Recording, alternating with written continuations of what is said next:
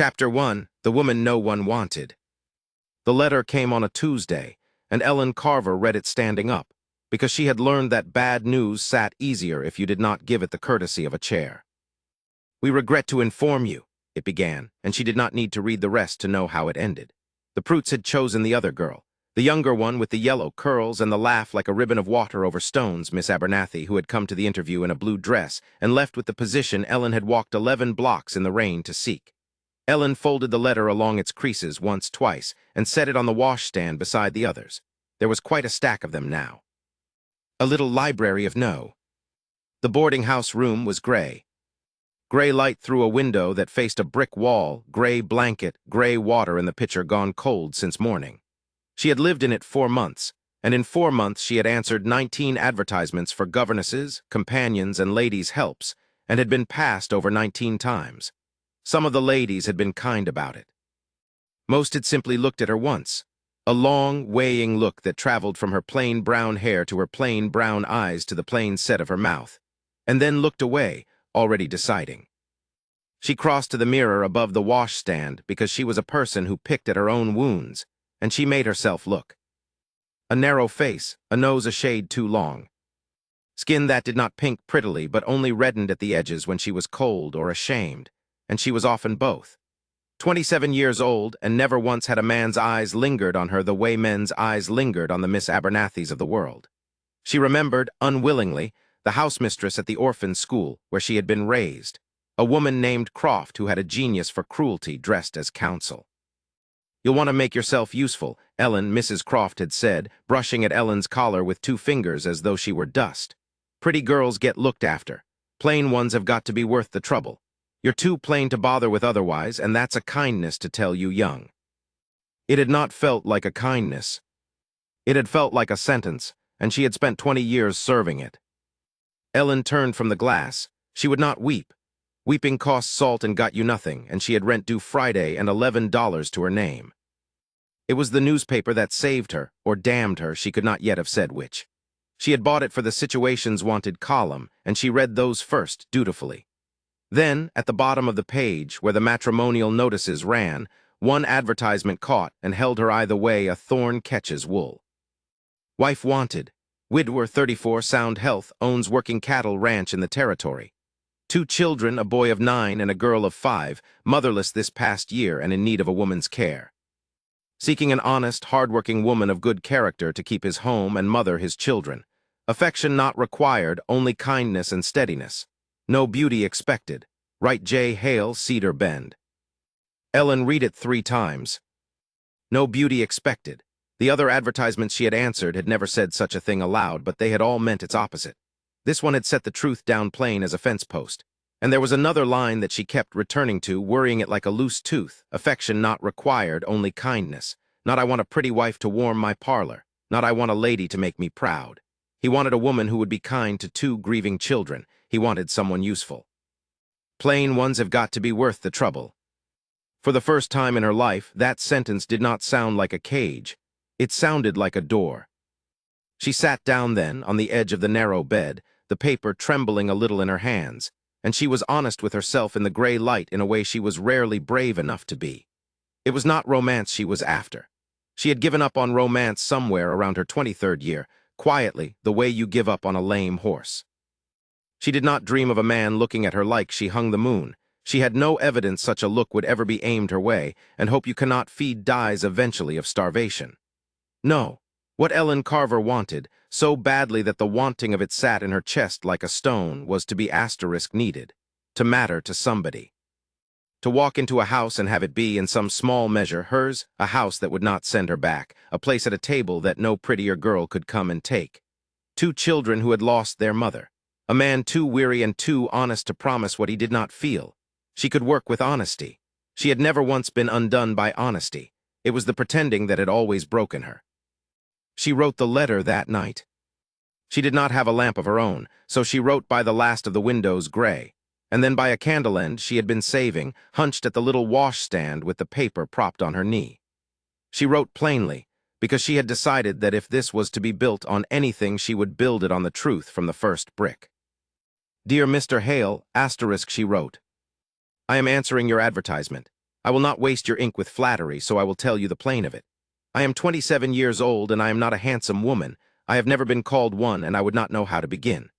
I was raised in a charity school and have kept my own way in the world since I was 16, mostly as a governess, so I know children and I am not frightened of grief. I cannot promise you beauty because I have none to promise. But I can promise you a full heart and steady hands, and that once I set myself to a thing I do not walk away from it. Your children have lost their mother. I will not try to be her. I will only try every day to be someone who stays. If that is worth the price of a train ticket to you, I will come, and I will earn it. She signed it Miss Ellen Carver, asterisk, and she did not read it over, because if she read it over she would lose her nerve. She sealed it and walked out into the cold to post it before she could think better, and the letter went into the black mouth of the box with a small, final sound, and it was done. 1,600 miles west, the same nightfall came down over Cedar Bend a good deal harder. Josiah Hale stood at the top fence line with his collar turned up against a wind that had teeth in it, watching the last light bleed off the ridge, and he was not thinking about the advertisement he had paid a town clerk to write out for him 3 weeks past. He was thinking about the water gap that had washed out, and the heifer that had gone down in the north draw, and the 100 small hard things a ranch asked of a man from dark to dark. He was thinking about work because work was the only place his mind could rest. Everywhere else it went, it bled. Behind him the house sat low and yellow-windowed against the dusk, and in it were his 2 children, and he did not rightly know how to walk back inside. His wife had been gone a year come autumn.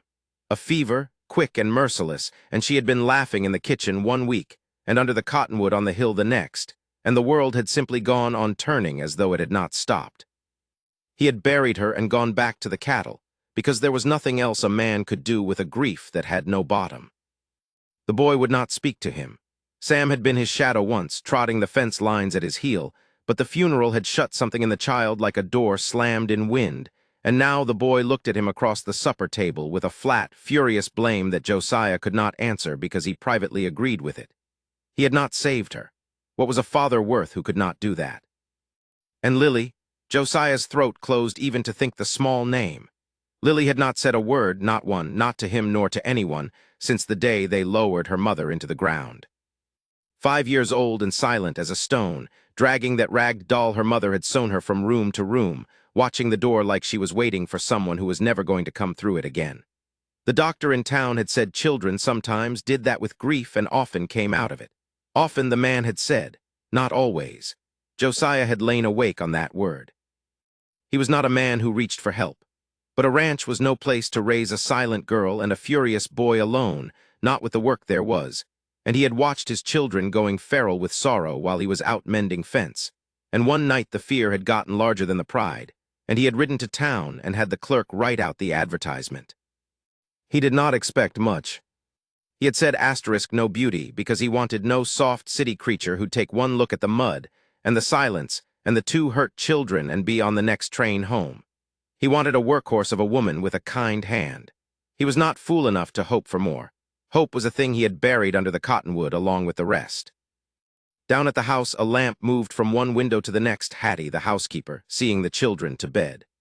Josiah stood a while longer in the dark, a big weary man with his hat brim streaming, and then he went down to a home that did not feel like one, and he did not let himself hope, because hoping was how you got hurt again, and he had been hurt about as far down as a man could go. The answer reached the boarding house 11 days later, and it was not much of a letter. A single sheet, a hand that pressed hard into the paper. Miss Carver, your letter suited me better than the others for its plainness. I have no use for flattery either. The work is hard and the children are hurt, and I will not pretend otherwise. If you still mean to come, come. Ticket enclosed. J. Hale. Folded inside was the ticket, a real ticket paid west and westward to a town whose name she had to sound out twice. Ellen sat on the edge of the gray bed with the ticket in her 2 hands and found that she was shaking. It was not joy exactly. It was too much fear to be joy. She was 27 years old, and she was about to cross a continent to marry a stranger who had told her plainly he could not love her, to mother 2 children who had every reason in the world to hate her. And if it went wrong, there would be nowhere left to go and no one left to answer any advertisement. Because a woman only got so many last chances, and she knew, with the cold certainty of a person who had been told her whole life what she was worth, that this was hers. She packed the next morning. It did not take long. One worn trunk held the sum of her life, 3 dresses, a Bible, a sewing kit, the little stack of no letters she could not quite make herself burn, and she carried it herself to the station, because there never had been anyone to carry it for her. The train breathed and hissed alongside the platform. Ellen stood a moment with her ticket, looking west down the shining rails to where they narrowed and met and disappeared into a country she had never seen, and she made herself a promise there in the smoke and the noise, plainer than any prayer. I am done being the woman no one wanted. Someone out there needs me, even if he doesn't know yet how to want me, and I am going to matter to them if it takes the rest of my life. This is the last train. I will not be sent back. Then Ellen Carver climbed aboard with her one worn trunk, and the whistle screamed and the platform slid away, and she went west toward the family that did not yet know she was coming to save them, carrying nothing that anyone had ever prized, except a full heart and a pair of steady hands, and the stubborn, unkillable will to stay. Chapter 2, Arrival at the Hale Ranch. The train shuddered to a halt in a cloud of its own making, and Ellen Carver stepped down onto a platform that was little more than warped boards nailed over the red dirt of the world's far edge. The heat came up at her through the soles of her shoes. Dust hung in the light like something that had never once known rain. She stood with her worn trunk beside her and her gloved hands folded at her waist, and she made herself breathe. She had rehearsed this moment on 3 days of rocking rails. She had told herself how she would look calm, how she would not fidget, how she would let the man see at once that she was sensible and steady and no trouble to anyone. What she had not rehearsed was how small she would feel with the whole enormous country pressing down on her, and how badly she wanted, in that first raw instant, to climb back up the iron steps and let the train carry her somewhere she would not have to be looked at. Then she saw him, and she knew him before he said a word. He was standing at the end of the platform with his hat in his hand, and he was larger than she had let herself imagine from the plain lines of his letter. Broad through the shoulders, brown from the sun, with a stillness about him that was not ease but the opposite of it, a man holding himself carefully together. He looked at her across the boards, and for a moment that stretched too long, he simply looked. His eyes moved over her face and found there, she supposed, exactly what she had promised him it would find. Nothing striking, nothing to turn ahead. She lifted her chin and did not look away, because she had done that all her life and it had never once spared her. "Miss Carver," he said, not a question. "Mr. Hale." He came and took up her trunk before she could offer to manage it, hefting it onto his shoulder as though it weighed nothing at all, and something in her chest pulled tight at the plain courtesy of it. It had been a long time since a man had carried anything of hers. "Wagons yonder," he said and turned, and that was the whole of their greeting. She followed him out past the station house to where a pair of patient horses stood switching their tails at the flies.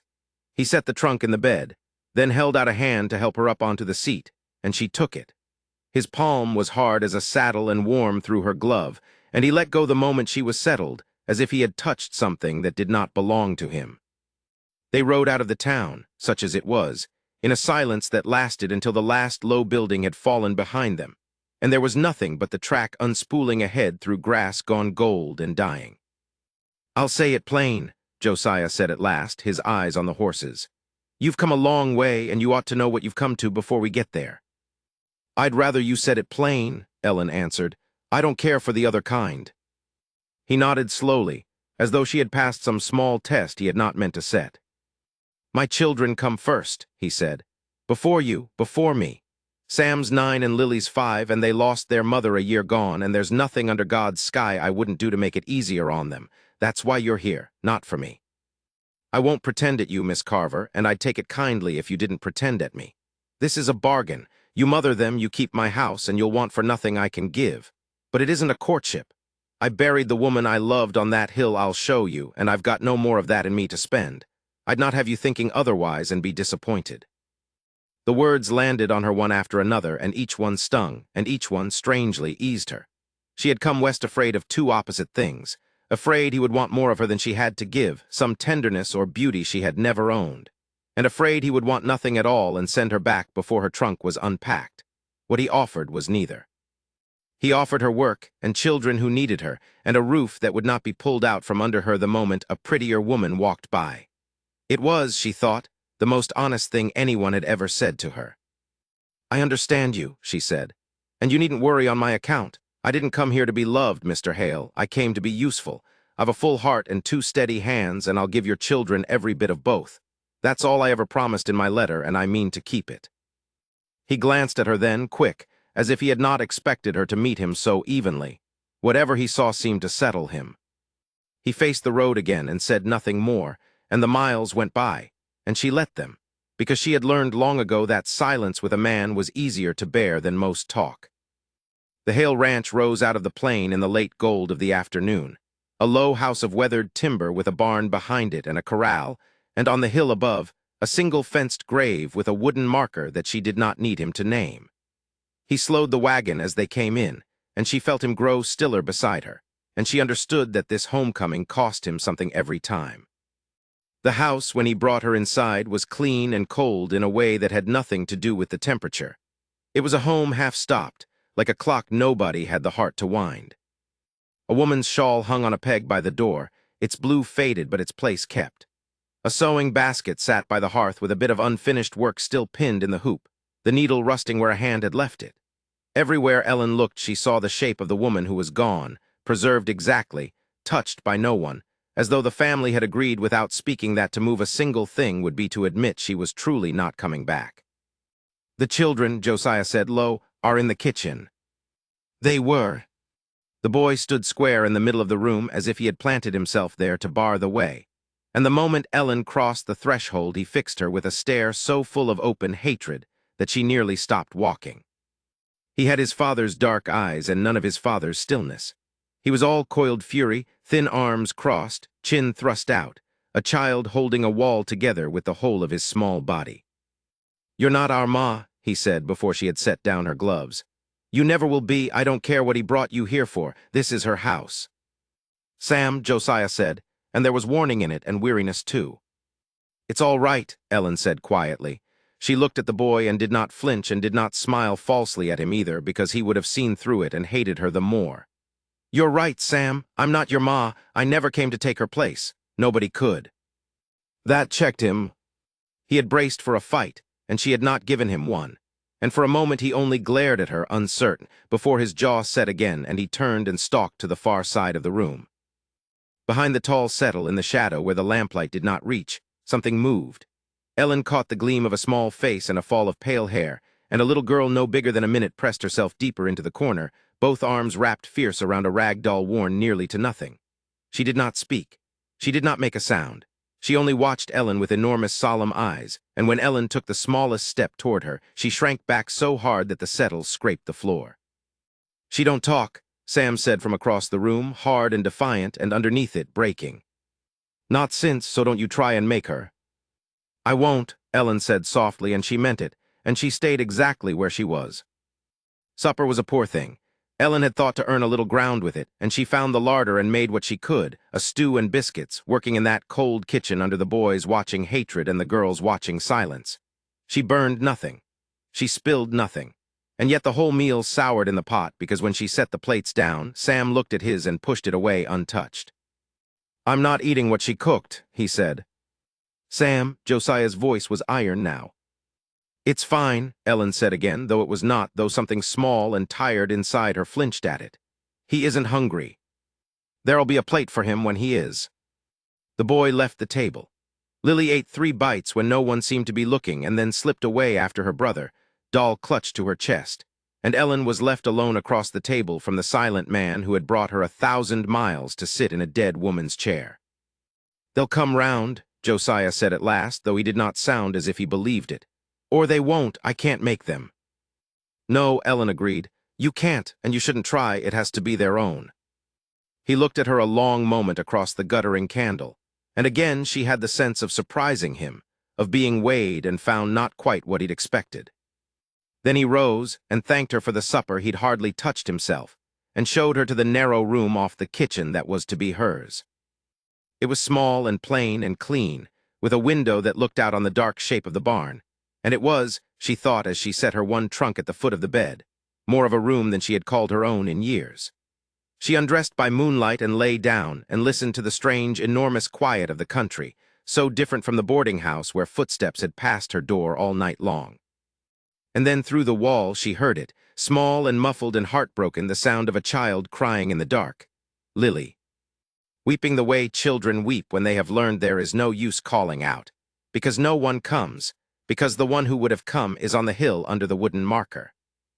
Ellen sat up. Her feet found the cold floor. She got as far as the door with her hand upon the latch, and there she stopped and stood and made herself let go. Not tonight. If she went in tonight, a stranger, the child would only scream and the boy would come raging, and whatever thin thread she might one day spin between herself and these two wounded children would snap before it was ever begun. She had no right yet. She had not earned the right to comfort. That was a thing that would have to be given, not taken, and it would be given by inches or not at all. So she stood at her door in the dark with her heart aching against her ribs, listening to a little girl cry, and she made herself a promise instead. She would earn her way into this frozen house one small mercy at a time, however long it took, however many suppers went uneaten, and however many hateful words the boy threw at her. She would not be driven off. She had been sent away her whole life for being too plain to bother with, and she was done with being sent away. She would stay, and one night, not this one but some night yet to come, when that little girl cried in the dark, Ellen Carver would be allowed to go in. She lay back down and pulled the blanket to her chin, and did not sleep for a long while and was not sorry. Chapter 3. Small Wars and Smaller Mercies. The first trap was a bucket of well water balanced on the pantry door. Ellen found it the way one finds most cruelties in that house, quietly and mostly with her own body. She had risen before the sun to start the stove, and when she pushed the pantry door for the flour, the bucket tipped and emptied cold over her shoulders and down the front of her only good gray dress. She stood a moment in the dark kitchen, dripping, her breath caught tight in her chest, and listened. From somewhere down the hall came the smallest sound, not laughter, a held breath, the way a boy breathes when he is waiting to see whether he has finally been enough. Ellen wrung out her sleeve. She did not go to the hall. She peeled off the ruined apron, hung it by the stove to dry, and mopped the floor with steady, unhurried strokes, so that by the time Sam crept to the doorway to survey his work, there was nothing to see but a woman on her knees with a rag, humming something low and tuneless under her breath. He stared. She felt his eyes on the back of her neck like a draft. "You're supposed to be angry," he said at last. Ellen sat back on her heels. He stood in the doorway in his nightshirt, 9 years old and braced for a fight, chin up, fists knotted at his sides.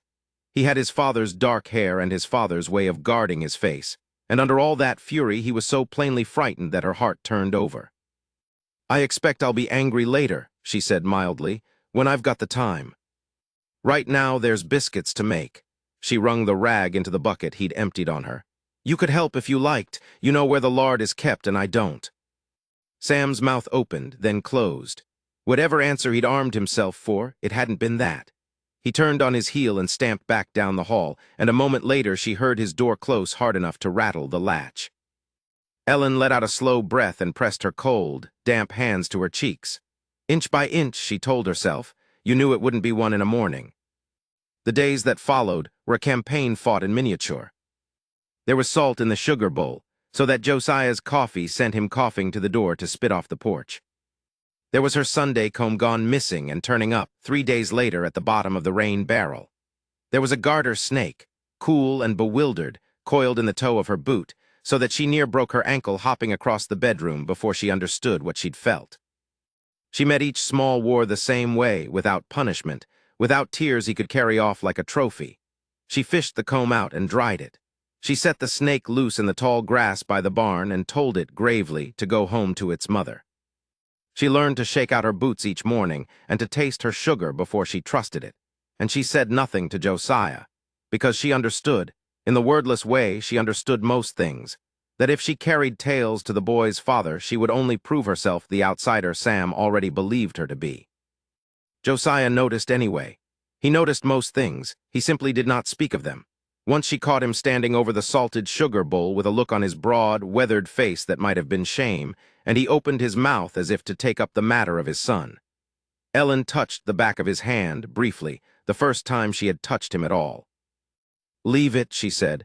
"He's not fighting me. He's fighting the fact that his mother is gone and I'm not her. That's a war I can't win by force, and neither can you. She drew her hand back.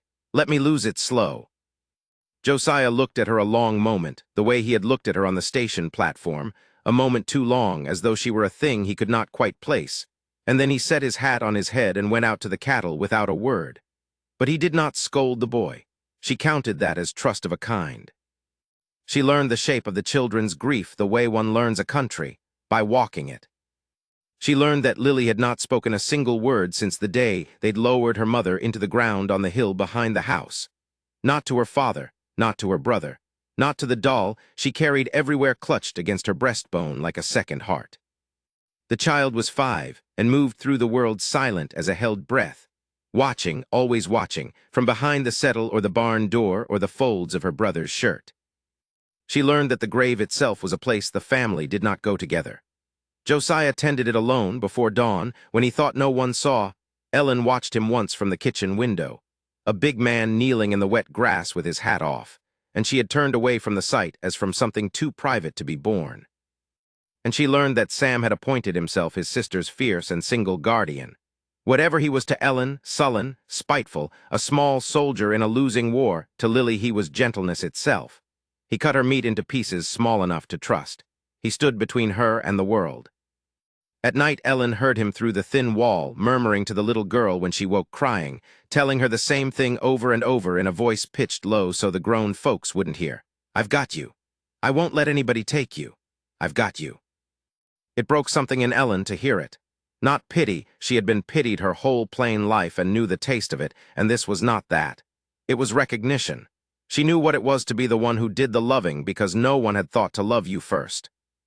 The doll undid her. It was Lily's only treasure, a rag baby with button eyes and a face gone soft and featureless with years of kissing, the calico of its dress worn to gauze. Ellen had marked how the child clung to it, and she had marked, too, the seam splitting along its side, the sawdust ghosting out in a fine trail across the floorboards, a little more each day, so that the doll grew thinner and limper by the hour, dying by inches in the little girl's arms. She waited until the house was asleep. Then she lit the lamp low in the kitchen and did the thing no one had asked her to do. She worked past midnight. She restuffed the body with clean cotton batting from her own mending bag and stitched the seam closed with her smallest, truest stitches, the ones her own mother had taught her before her mother, too, had decided she was too plain to be worth the keeping. She darned the worn dress. And because a face that has been loved into blankness ought to be given back its eyes, she found 2 jet buttons in her sewing tin and set them where the old ones had rubbed away, and with 3 careful strands of red thread she gave the rag baby the ghost of a smile. When it was done, she stood in the cold, dark hall a long time outside the children's door. Then she eased it open and crossed to the low bed where Lily slept curled small as a comma, one hand still open where the doll had slipped from it, and she set the mended baby on the pillow in the curve of the child's cheek, and she did not touch the child at all, though she wanted to, though her whole starved heart leaned toward the small, warm, sleeping weight of her. She only stood and looked and went out again. She did not see Josiah in the doorway of his own room across the hall. He had heard the lamp and come to see, and stood now in his shirt sleeves in the dark, watching this plain, quiet woman he had bought with an advertisement kneel over his daughter with a mended doll in her 2 hands. He watched her set it down with such care, and lean over the child a hair's breadth, and deny herself the touch. And something in his chest that had been frozen since the funeral, some clenched and buried thing, loosened all at once and painfully, the way a limb aches when the blood comes back into it. He said nothing. He was not a man of many words, and he had none for this. But when Ellen slipped back down the hall, he stepped soundless into his room, and he lay a long time awake, staring at the ceiling, thinking of the way she had looked at his girl. They spoke on the porch 2 nights later. She had come out to shake the tablecloth and found him there in the dark with a cup gone cold in his hands, and rather than retreat she stayed, and after a while she settled on the step below him, and the 2 of them watched the black shapes of the hills against the stars. The doll, he said at last, it was the nearest he could come to it. Lily won't put it down, carries it into the yard now, sleeps with it up under her chin. I'm glad. I don't know how to thank a person for a thing like that. You don't have to. Ellen wrapped her arms around her knees. I didn't do it to be thanked. He was quiet a while. When he spoke again, his voice had gone careful, the voice of a man laying down a fence line. "I'll say this plain because plain's all I've got. You're good to them, better than I'd any right to hope, writing that fool advertisement." He turned the cold cup in his hands. "But don't you promise them more than you can keep, Ellen, Sam especially. That boy's been left by everybody he ever set his heart on. His mother, his grandfolks that never came. If you go making yourself into something he leans on, and then you—" He stopped. "And then I leave," she finished quietly. "Folks leave," Josiah said. "It's the one thing I've learned I can count on." Ellen looked up at him, at the hard set of his jaw and the grief worn into the lines around his eyes, and she wanted to tell him she had nowhere on this earth to go and no one waiting anywhere to want her back, that this cold, half-mourning house was the closest thing to a home she had been offered in 27 years, and she would sooner die than be the one to leave it. But those were not things a bargain could be asked to hold. "I won't promise them what I can't keep," she said instead. "I promise you that." He nodded slow, as if it were the most a body could fairly ask. Neither of them heard the door. Neither of them saw Sam until he was already on the porch, until he was already screaming, in the high, cracked voice of a boy whose whole heart has come apart in his hands. "You are gonna leave." His face was wet and furious in the starlight, his fists shaking. "I heard you. You're gonna go just like everybody goes, and you're gonna make Lily love you first, and then you're gonna go and it'll be worse." His voice broke clean in half. "I hate you. I hope you go tomorrow. I hope you go now. He fled back into the house before either of them could rise, and the slam of his door was like a shot in the dark. Ellen sat frozen on the cold step, with her hand pressed to her mouth. Across the yard, the wind moved through the tall grass with a sound like the sea, and up on the black rise of the hill, the dead woman's grave kept its silence. And Ellen Carver, who had come west certain this was her last chance to matter to anyone, sat in the dark and wondered, with a cold that had nothing to do with the night, whether the furious weeping boy behind that door had only told her the truth of herself before she'd had the courage to tell it first. Chapter 4, The First Bond. Ellen woke before the light, as she always did now, to the small sounds of a house that did not yet trust her. The stove needed feeding. The water needed hauling. But this morning there was another sound, one she had not heard before, and she lay still in the narrow room off the kitchen, and listened to it the way a person listens to a bird she is afraid to frighten. Bare feet, small ones crossing the plank floor in the gray dark, slow and uncertain, stopping and starting. She sat up. The door of her little room stood ajar as she always left it. She had learned that a closed door in this house was a wall, and she would build no more walls than were already standing. In the doorway, hardly more than a shadow against the deeper shadow of the kitchen, stood Lily. The child held the rag doll against her chest. Ellen had mended it 3 nights ago by lamplight, closing the torn seam and sewing the button eye back where it belonged, and she had left it on Lily's pillow without a word, so the girl would not think it a bargain.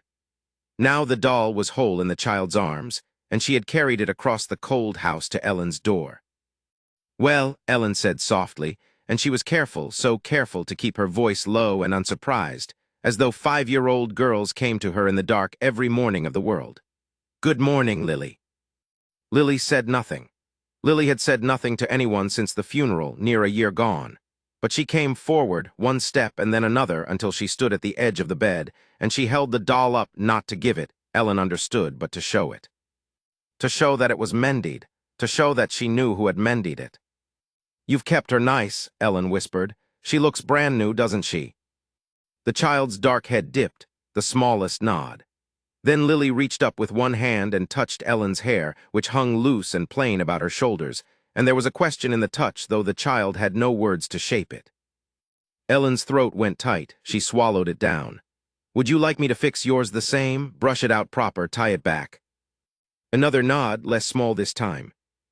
So Ellen rose and wrapped her shawl around them both against the chill, and she sat the child on the edge of the bed and took up her own tin comb and began to draw it through the tangles of Lily's hair. She went slow.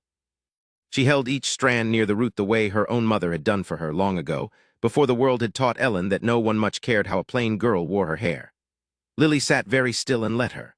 The doll watched from the child's lap with its restored button eye, and outside the window the sky went from black to slate to the first thin gold of morning, and neither of them said a word, and it was, Ellen thought, the finest hour she had spent in this house. Sam was another country altogether. He came down to breakfast scowling, as he came to everything, and when he saw Lily's hair brushed and tied with a scrap of ribbon Ellen had found in her sewing things, his face closed like a fist. He said nothing. He ate nothing that Ellen had cooked, only bread he tore himself, and he watched his sister across the table with a betrayed and furious grief that near broke Ellen's heart, because she understood it. He was 9 years old, and he had appointed himself the keeper of his mother's memory, and every kindness Ellen offered felt to him like a theft. She did not push. She had learned that much in 3 weeks. You could not climb a wall by throwing yourself at it. The storm came that afternoon, quick and mean the way prairie storms did, the sky bruising up green-black in the west while Josiah was still out with the far herd and would not be back for hours. The wind came first, flattening the grass, and then the rain came sideways in ropes and the light went out of the day. It was Sam who herd the cow. He had gone to the barn to see to his chores. The boy worked like a man twice his age, and Ellen suspected the work was the only thing that let him sleep. And he came pounding back through the rain, soaked to the skin, and for the first time since she had come, he spoke to her because he had no choice.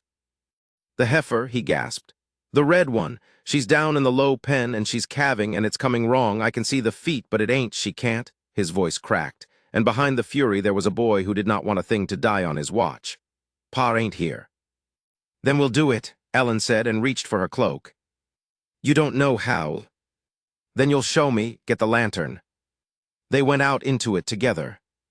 The rain hit like thrown gravel. The mud in the low pen was to their shins, sucking and cold, and the heifer lay on her side in it, heaving, her eyes rolled white. Sam was right, the calf had come wrong, one foreleg folded back, and the mother had strained past strength and could not finish. Ellen had never done this. But she had helped a farmer's wife once, a lifetime and a country ago, and she had good steady hands, and she was not afraid to ruin a plain dress. "You hold the lantern," she told Sam, "and you tell me what your pa does. You've seen him do it. I know you have." And Sam, kneeling in the mud in the roar of the storm, told her. His voice shook, but it did not stop. "Push the calf back," he said, "wait for her to ease, then reach in and find the foot and bring it around." Ellen rolled her sleeve to the shoulder and did it, working blind and by touch, the heifer groaning, the rain drumming on the lantern tin, the boy's face white and fierce in the swinging light. Twice she thought it was lost. Twice Sam said low and hard, "Again. Do it again," and she did it again, and on the third heave the second foot came round under her fingers and she pulled with the mother's straining. And in a rush of steam and water the calf came free into the mud, wet and black and terribly still. "It's dead," Sam said, and all his fury fell out of his voice at once and left only a small boy in the rain.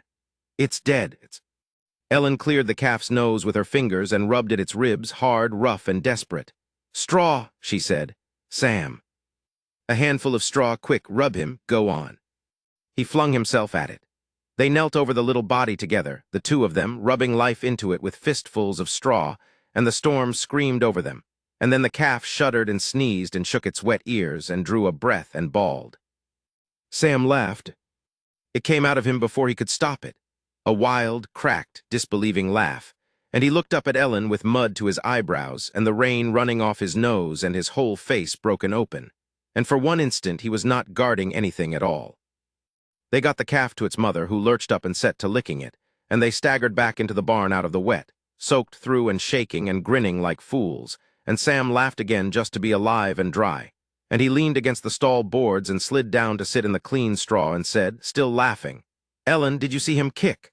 Did you see when he—" He stopped. He had said her name. It hung there in the barn between them, warm as the lantern. He had said Ellen, not she, not you, not nothing, her name, the way you say the name of a person you have decided is a person to you.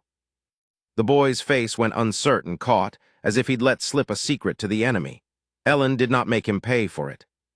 She only pushed her dripping hair off her face and said, mild as milk, "I saw him. He's a fighter, that one, like somebody else I could name." And Sam looked at his boots and did not take the name back. That was how Josiah found them. He came into the barn out of the storm's streaming water, having ridden the last miles half out of his mind for his children in the weather, and he stopped dead in the doorway. There was his son sitting in the straw, filthy and soaked and laughing. There was the woman he had sent for like a parcel, kneeling by a new calf with her sleeve torn to the shoulder and mud to her elbow, laughing too. And there, across his son's face, plain as sun, was a thing Josiah Hale had not seen since the day they'd put his wife in the ground. Sam was smiling. Josiah did not speak for a moment. He could not.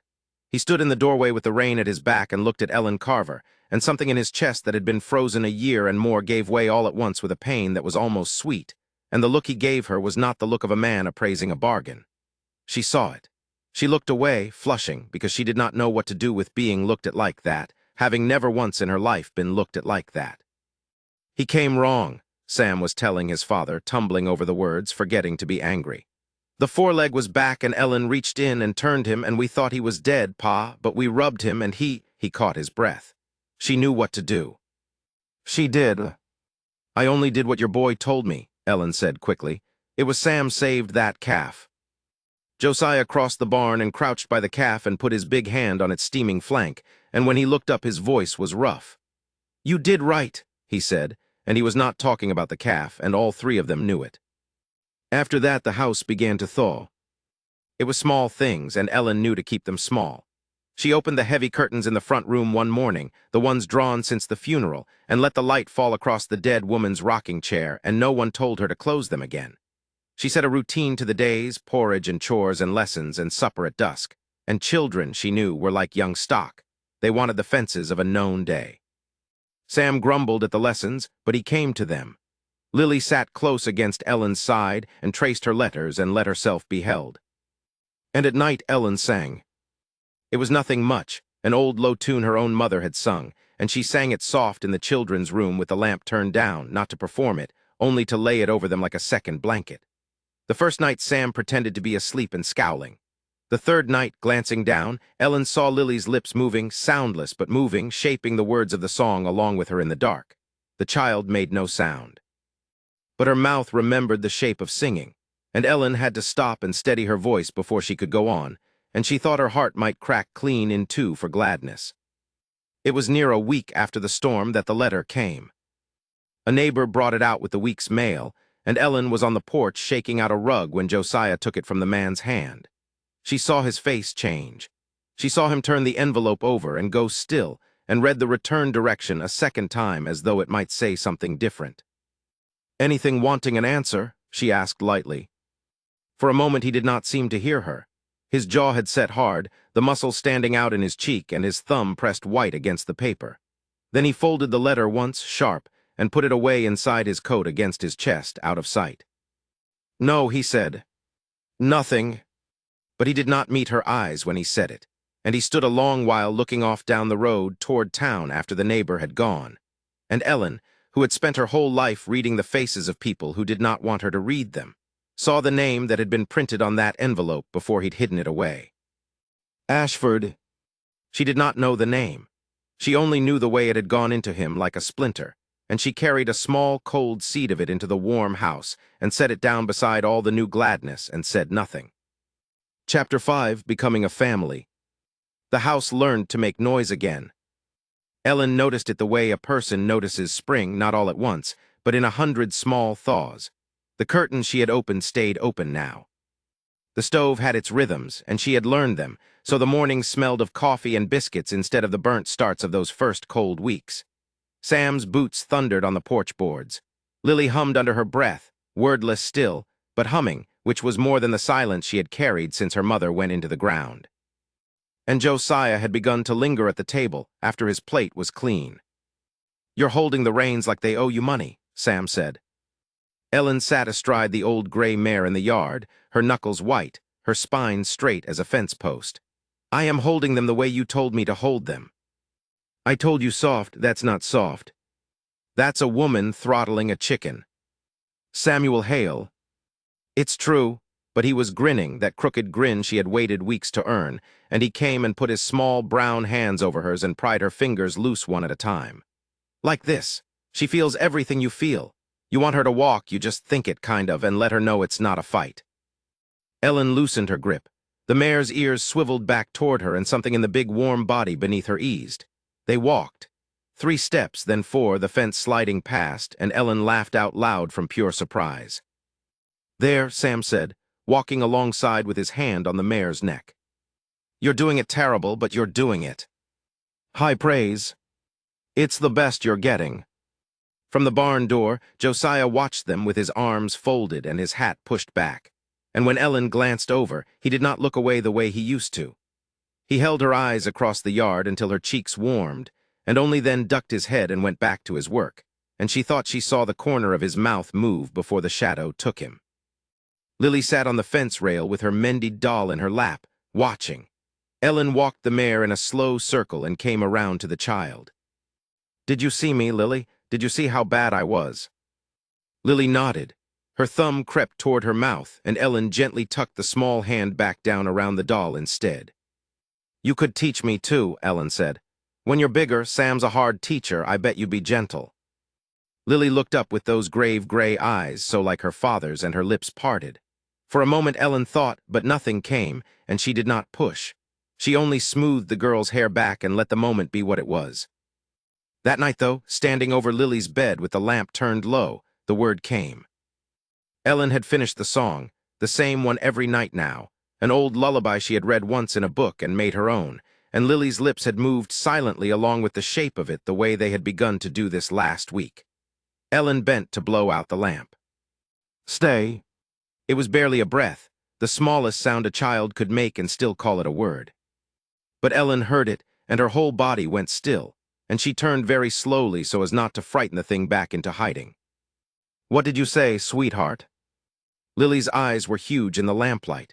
Her hand had come out from under the quilt and found the edge of Ellen's sleeve and held on. "Stay," Lily whispered again. Ellen sank down onto the edge of the little bed. She could not have spoken past the thickness in her throat if the house had been on fire. She gathered the child up, quilt and doll and all, and rocked her, and pressed her lips to the crown of that small head. "I'll stay," she said when she could. "Right here, I'm not going anywhere, Lily. I promise you that." She did not hear Josiah in the doorway until he moved, and by the time she looked up he was gone, but the boards had spoken, and she knew he had heard the word his daughter had given away first, not to him, but to her. She sat a long while in the dark after Lily slept, and could find in herself only a fierce and trembling gladness she was half ashamed of. He was on the porch when she came out at last, the pipe he almost never smoked unlit in his fingers. "She talked," he said. "She did. To you." Ellen's hands twisted in her apron. "Josiah, I would never try to take your place with them, or hers. I know what I am here, I know the terms." He was quiet a moment. An owl called out over the dark pasture, and the mare shifted in her stall. "You keep saying that," he said. "The terms. You set them."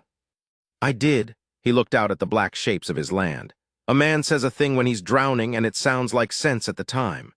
He put the cold pipe away in his pocket as though he'd decided against whatever it was for. "I'm glad it was you she said it to. That's the truth. I'd have taken it any way it came, but I'm glad it was you." It was the most he had ever said to her at once. Ellen did not trust herself to answer.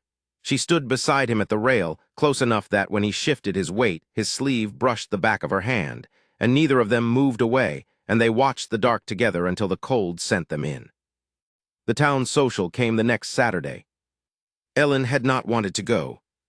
She had spent her life at the edges of such rooms, the plain one by the wall whose dance card stayed empty while prettier girls whirled by, and she had no wish to teach a new town the same lesson she had learned so thoroughly back east. But Hattie would not hear of it, and Sam declared he was going whether anyone came with him or not, and Lily put her small hand in Ellen's and looked up, and that settled it. The Grange hall glowed with lanterns. There were long tables of pie and cold chicken, a fiddler in the corner, the whole valley crowded in out of the spring dark in their Sunday best. Ellen stood just inside the door in her one good dress, gray as always, and felt the old familiar wish to be smaller than she was. But it was not the same. That was the thing she had not counted on. Because Sam had come alive, and the town had noticed. The widow Prentice caught Ellen's sleeve to say she hadn't seen that boy smile since the funeral, and God bless whoever had done it. Old Tom Reedy, who ran the mercantile, told her Lily had said thank you at his counter last week, plain as day, and his eyes had gone wet telling it. Pastor Dobbs crossed the whole room to take both her hands and say, warm and low, "The Lord sends the right worker to the right field, Miss Carver." Anybody with eyes can see what's grown at the Hale place.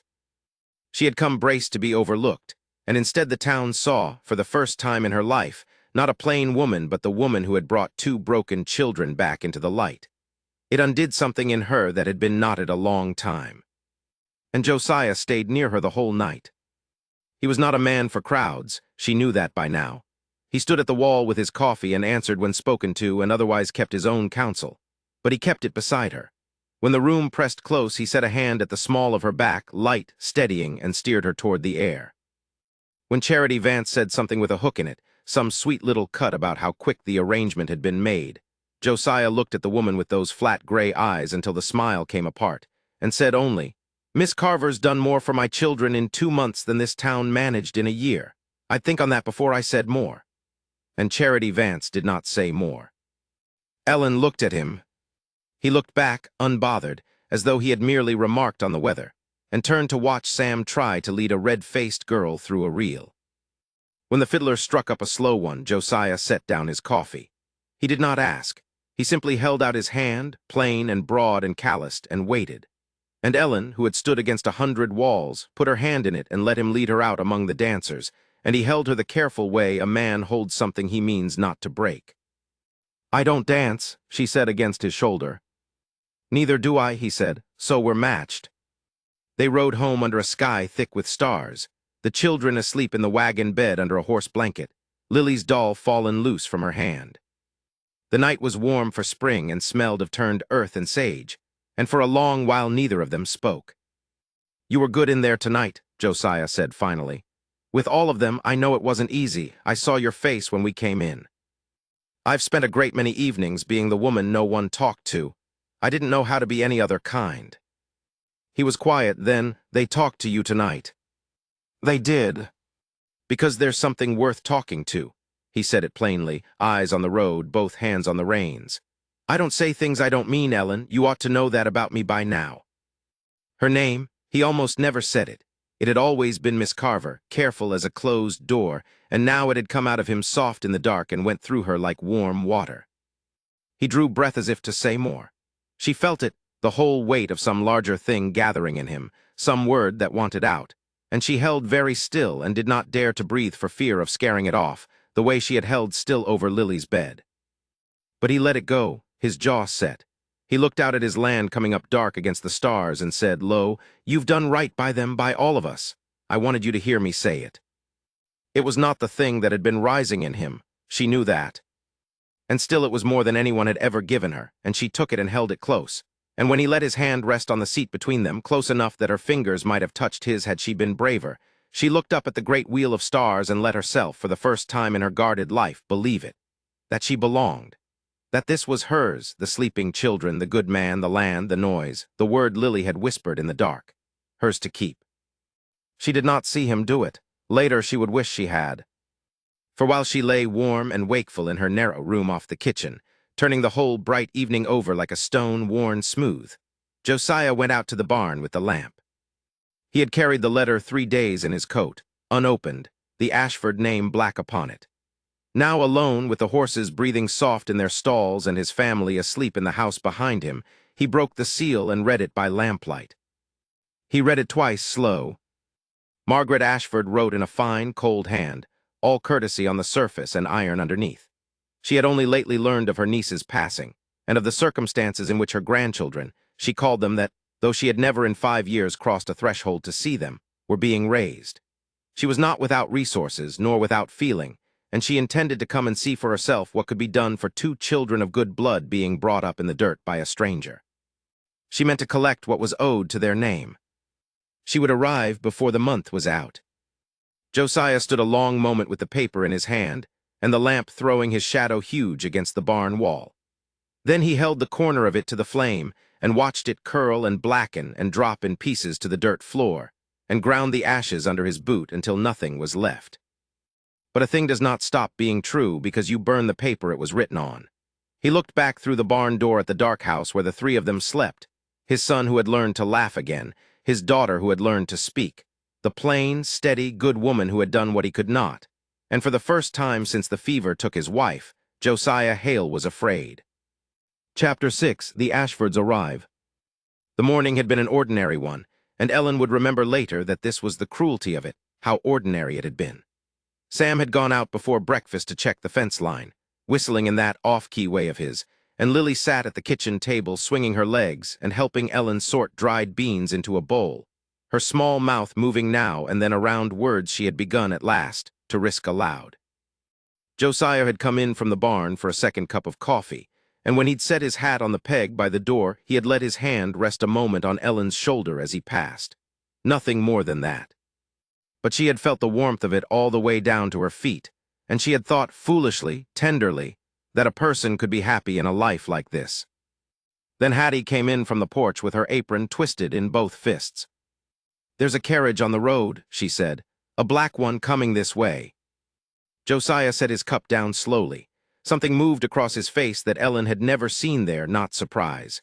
Dread. The dread of a man who has been waiting a long while for a knock he hoped would never come. "Ellen," he said, "keep Lily inside." But it was already too late for keeping anything inside. Through the front window she saw it come up the ranch road at a walking pace, gleaming and out of place against the dust. A fine black carriage with brass fittings and matched horses, the kind of thing that belonged to a city street and not to a stretch of open range. It drew to a halt before the house, and a driver in a dark coat climbed down to open the door, and out of it stepped the past that Josiah had been burning in the barn. The woman came first. She was tall and straight-backed, dressed in gray silk that had never known a speck of trailed dirt, and she paused at the bottom of the porch steps to look up at the house as though it had personally offended her. Her face was handsome and cold, the bones of it fine, and Ellen saw in the set of her mouth some faint, chilling echo of Lily, the same shape gone hard. Behind her came a younger man, smooth-shaven and smiling, a leather case tucked under one arm. He wore his city clothes easily and looked about the yard with the pleasant, appraising interest of a man counting another man's cattle. Josiah went out onto the porch. Ellen followed to the doorway and no farther, one hand finding Lily's shoulder and drawing the child gently back against her skirts. "Margaret," Josiah said, his voice was flat as a closed door, "you're a long way from the city." "Josiah," the woman climbed the steps without waiting to be asked. "You've grown even less hospitable, I see. This is my nephew, Charles." "Charles Ashford. He handles the family's affairs." "I know who he is." Josiah did not offer his hand, and neither did Charles, who only inclined his head with that same untroubled smile. "I wrote to you," Margaret said, "twice. You did not have the courtesy to answer." "I read your letters." "And burned them, I don't doubt." Her gaze slid past him through the doorway and landed on Ellen, traveled up from her worn hem to her plain, startled face and stopped there, unhurried, weighing. "And who," she said, "is this?" The word "this" landed like a slap. Ellen felt her face go hot, felt the old, familiar wish to shrink back out of sight, and made herself stand where she was. "My name is Ellen Carver," she said. "I look after the children." "The children?" Margaret's eyes had already left her. She had come into the front room now, sweeping her skirts clear of the doorframe, and she stood taking in the house, the scrubbed floor, the mended curtains Ellen had opened to the light, the fire, the small, ordinary warmth of it, and her lip curled by the smallest degree. "So this is where Caroline ended," she murmured. "In a wooden box on a cattle ranch with hired help raising her babies." "Caroline chose this house," Josiah said, "and chose me." Caroline was a girl of 19 who did not know what she was throwing away. Margaret turned, and her voice sharpened to a fine point. "She was an Ashford, Josiah. Do you understand what that means? Her people held land and name and consequence for 100 years before you swung an axe on this hill. And you brought her out here to a life of mud and toil, and you put her in the ground before she was 30. Ellen felt Josiah's stillness like a held breath. When he spoke, his voice had dropped, low and dangerous. "Say what you came to say." But Margaret had seen the child. Lily had crept a little out from behind Ellen's skirts, drawn by the strangeness of the voices, and now Margaret's whole manner changed. She sank down with a rustle of silk, her face rearranging itself into a sweetness that did not reach her eyes. "Lily," she breathed, "oh, look at you. You won't remember me, will you, my darling? I am your aunt, your mamma's own aunt." She reached out a gloved hand. "You have her look about you. You have her exactly." Lily did not go to her. Lily pressed back hard against Ellen's legs and turned her face away, and after a moment Margaret's hand withdrew and something flickered behind the sweetness, displeasure, quickly hidden. "She's shy," Margaret said, rising. "That's no wonder. A child needs proper company, proper schooling. Music and society and girls of her own kind, not the wind and the cows, and the pause was deliberate, a plain woman off a wagon. The front door banged. Sam stood in the doorway, mud to the knee, his chest heaving, and Ellen understood he had seen the carriage from the fence line and run the whole way back. He looked at the strangers, and then at Ellen, and something in him went very tight. "Who are they?" he said. "You must be Samuel." Margaret turned the full force of her attention on him. "My, how you've grown. I last saw you when you were no bigger than." "I'm Sam." He crossed the room fast and put himself between the woman and his sister, and Ellen noticed with a strange twist in her chest, he put himself half in front of her too. "What do you want?" "Sam," Josiah said quietly, "go on and stand by Miss Ellen." The boy went. He fetched up against Ellen's side and stayed there, rigid, and she felt his small hand find a fold of her skirt and grip it, out of sight of the strangers, the way a much younger child might. She rested her hand over his without looking down. Charles Ashford had said nothing all this while. Now he set his leather case on the table and opened it with a soft click, and drew out a folded document, and the mild pleasantness of his manner did not change at all as he did the most dangerous thing that had been done in that house. "Mr. Hale," he said, "I'll not waste your morning. My aunt is prepared to be generous. She'd prefer this be settled among family without unpleasantness. She proposes to take the children into her home in the city where they'll want for nothing, the best of everything, their mother's world restored to them." "They're not going anywhere," Josiah said. "No," Charles smiled and unfolded the paper, and his voice stayed gentle, which was the worst of it.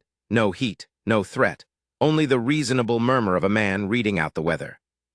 "Then I should tell you what I've prepared so that you understand your position clearly and can spare yourself and them a great deal of grief." He glanced down at the document as though refreshing his own memory of it.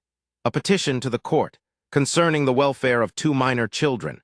It observes that their mother is deceased. That their father, however well-meaning, is a man alone, occupied dawn to dark with the labor of a working ranch, unable to give 2 grieving children the care and supervision they require." He looked up. "And it observes that in the absence of a mother, the person residing in this house in that capacity is an unmarried woman, no blood relation to the children, no legal tie to their father, no standing of any kind. A stranger sleeping under the same roof as the widower who employs her." His eyes moved, unhurried, to Ellen. "A court is asked to consider whether such an arrangement is a fit and proper one in which to raise a young girl. And courts, Mr. Hale, in my experience, do not care for arrangements that cannot be named." The silence in the room was total. Even Lily had gone still. Ellen's ears were ringing.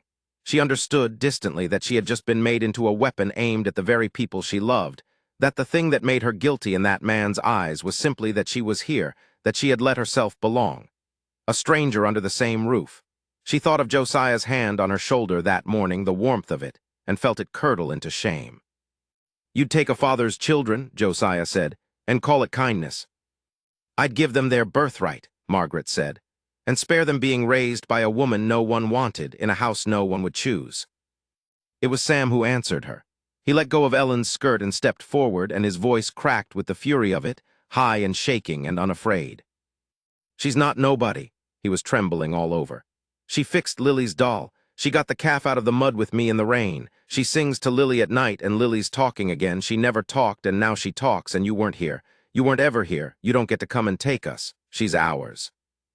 The room rang with it. Ellen could not breathe. And she saw the exact moment Margaret Ashford's calculation changed. The woman's gaze went from the boy to Ellen, really looked at her now, past the plainness, seeing at last what stood in her way. Not the ranch, not the mud. This quiet, unremarkable woman whom 2 children had wrapped themselves around like ivy on a post. The narrowing of her eyes was small and precise, and it was the most frightening thing Ellen had seen that day, because in it she read a decision made, that the governess would have to be removed. "How touching," Margaret said softly. She drew on her composure like a fresh glove. "Charles, I think we've said what we came to say." Charles refolded the document with the same unhurried care and slid it back into his case. "We'll take rooms in town," he said to Josiah, as pleasantly as if they'd concluded a sale. "The Palace Hotel. We'd counsel you to speak with a lawyer of your own, Mr. Hale, and to speak with him soon. These things go easier when both sides are advised." He picked up the case. "The law moves slowly out here, but it does move, and it will come to your door whether you answer its letters or not." At the doorway, Margaret paused and looked back at the two children pressed against Ellen's sides, and her voice when it came was almost gentle, which made it terrible. "They are Caroline's," she said. "Not yours. Blood is a thing the court understands very well." Her eyes touched Ellen one last time. "You do well to remember what you are." Then the silk swept out, and the carriage door shut with its expensive click, and the matched horses drew the whole gleaming thing back down the road the way it had come, until the dust settled and the yard was ordinary again. But nothing in the house was ordinary now. Ellen stood in the middle of the front room with a child gripping each side of her, and Josiah stood by the cold hearth with his jaw set like stone, and none of them moved for a long moment. It was Lily who broke it. She looked up at Ellen, her small face pinched with a fear she could not have named, and she said the word she had said only once before, in a whisper, the night that had begun all this warmth. "Stay," Lily said. Ellen went down on her knees and gathered both children in and held them so hard it must have hurt. And over their heads she found Josiah's eyes, and neither of them said the thing they both now knew, that the joy they had built so carefully, board by board, was under siege, and that the war for it had only just begun. Chapter 7, The Ground Gives Way. The trouble did not come with hoofbeats this time. It came the way frost comes, quiet in the night, so that a body woke to find the whole world changed and hardened while it slept. Ellen felt it first at the mercantile.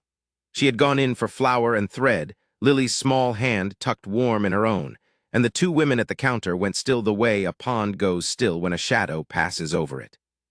Their eyes slid to her, then away, then to each other, and they said nothing at all, which was louder than anything they might have said. The storekeeper weighed her flour without meeting her gaze and gave her back a penny short, and did not correct it. "Morning," Ellen said, because her mother had raised her to be civil even to a closed door. "Morning," one of the women answered, and the word had a hook in it. Outside, the sun was bright and pitiless.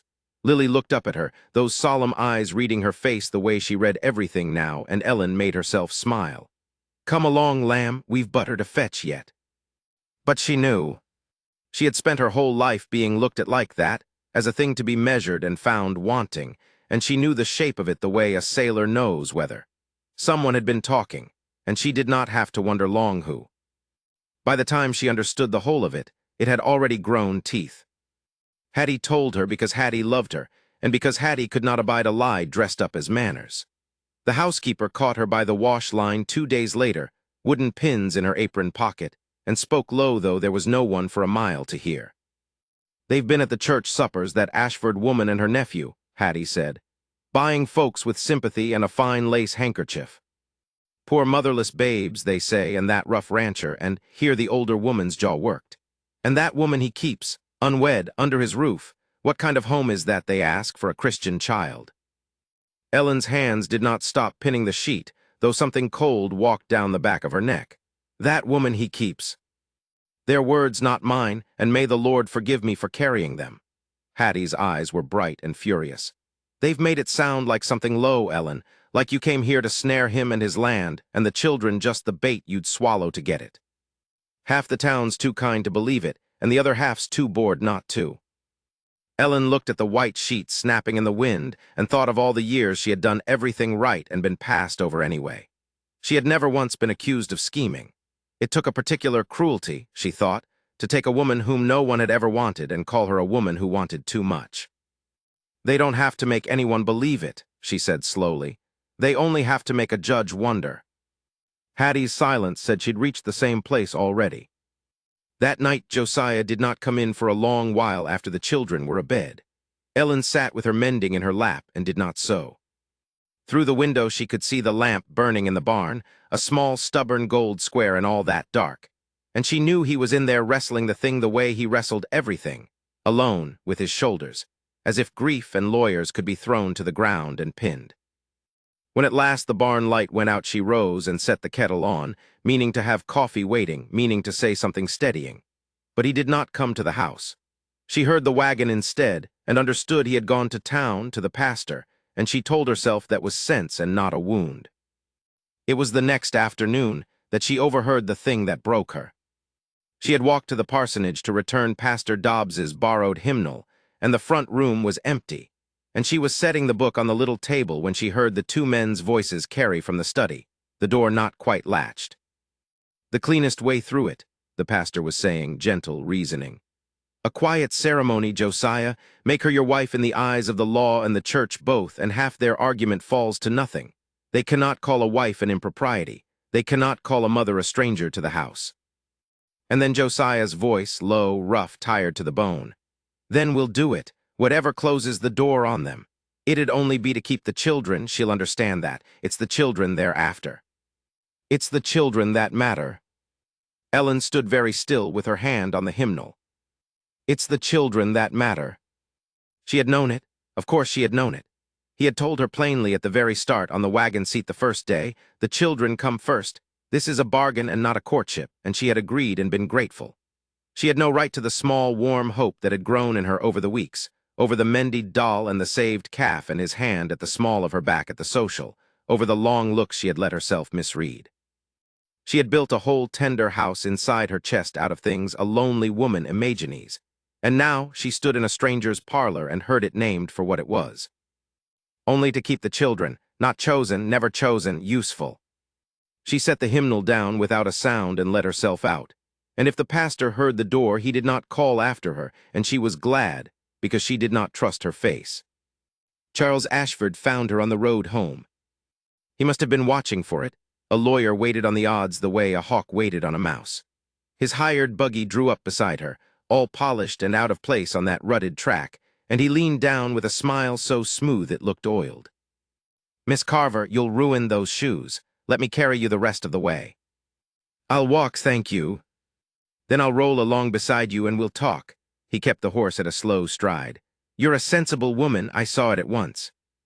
"My aunt sees only the plainness, forgive me, but I see the sense underneath, and I mean to speak to it." He let a silence sit, then said, easily, "I have a bank draft in my coat for $200. It becomes yours the day you take the eastbound train and do not come back." Ellen did not slow. "You think I'd sell them?" "I think," Charles said, and now the oil thinned and something colder showed beneath, "that you love them, truly. I've watched you and I don't doubt it, which is exactly why you'll go." He let the horse walk on. "Because you're clever enough to see what's coming, Miss Carver, a hearing, a judge. And every hour of it, my aunt's lawyers holding you up before the county like a soiled thing, the unwed woman, the schemer, the plain nobody who wormed into a widower's grief. That's the fight, and you cannot win it. You'll only make it uglier and longer, and it's the children who'll sit through the ugliness. If you love them, you'll spare them that. The kindest thing a woman like you can do for a child is to not be the reason they suffer." He tipped his hat and let the buggy pull ahead, unhurried, certain, leaving the words to do their work behind him. They did their work. She found Josiah in the yard at dusk, and he was holding a paper, and his face was gray in a way she had not seen since the first days. He did not hide it from her, that, at least, he had stopped doing. "Margaret sent this round by a writer." He held it out. His hand was steady, but his knuckles were white. "Louisa signed it, years back before Lily, some paper her aunt put in front of her when she was low and afraid and far from home." His jaw flexed. "A guardianship clause, that if anything befell her, the children's raising fell to the Ashford family. Her hand's on it plain as day, Ellen. A judge'll honor a mother's own name before he honors mine." Ellen took the paper. The ink was faded and the words were long and coiled the way lawyers' words were made to be. But she found the mother's signature at the bottom, small and careful, a young woman's hand, and something in her ached for that girl who had signed away her own children out of fear, never dreaming the fear would come true. "She didn't mean it for this," Ellen said softly. "No, but she signed it." Josiah took the paper back and folded it small, as if he could make it smaller than it was. "And her name's stronger than my word. It's the one thing in this world stronger than my word."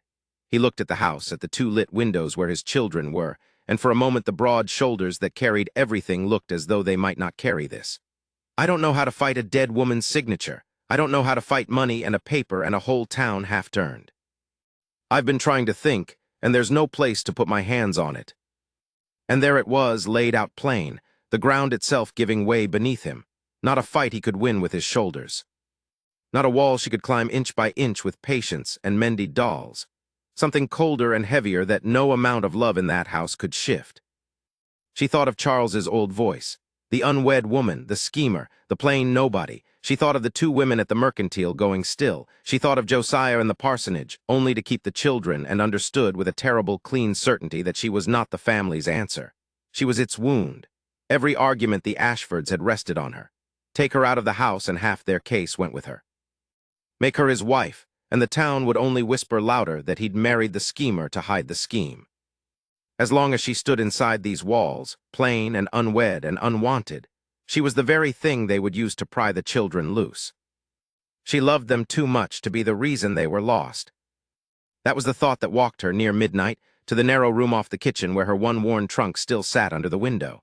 That was the thought that had her fold her two spare dresses by the low coal light, quiet as she could, her hands steady the way they had always been steady when her heart was breaking. She had left rooms before. She was practiced at leaving. She had spent a lifetime learning that the kindest thing a plain woman could do was remove herself before she had to be removed. She laid her shawl over the top and did not let herself cry, because if she cried, she might not do it, and it had to be done in the dark before her courage failed with the morning. She did not hear the small bare feet. She turned to lift the trunk lid closed, and Lily was there in the doorway in her white nightgown, the Mendied doll hanging from one hand, her dark eyes enormous, going from the packed dresses to the trunk to Ellen's face, understanding all of it the way she understood everything now, in silence. Ellen's heart stopped. "Lamb, go back to bed, it's only."